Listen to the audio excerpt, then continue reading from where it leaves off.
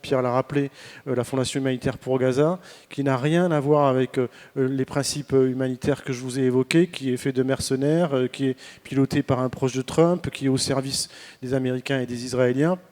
et qui est une caution, en fait, pour légitimer de la part des Israéliens le fait d'exclure les ONG et aussi l'UNRWA d'une opérationnalité de terrain pour pouvoir dire, voilà, regardez, on est peut-être en tension avec l'UNRWA et les ONG, mais on permet de l'aide de se déployer grâce à la Fondation humanitaire pour Gaza. Et de fait, la Fondation humanitaire pour Gaza, il n'y a qu'environ 4 centres de distribution dans le sud, on l'a rappelé, ce sont des lieux de mort, hein, c'est plus de 3000 morts aux abords de ces dispositifs, ce qui est absolument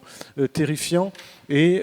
c'est censé remplacer des centaines de lieux de distribution de l'UNRWA et d'autres ONG. On voit en fait que ce qui a été annoncé de plusieurs mois par les autorités israéliennes, notamment de déporter la population vers l'ouest et ensuite vers le sud, s'accompagne de la création de famines à Gaza City, on l'a vu, de la destruction de l'entièreté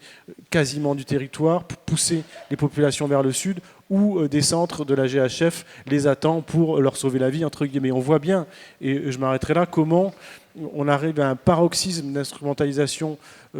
mortifère de l'aide, parce qu'au fond, si l'on regarde bien, la Fondation humanitaire pour Gaza est utilisée comme un opérateur au service d'une politique coloniale de déportation massive de population. Et ça, c'est juste pas possible quand on est censé être humanitaire.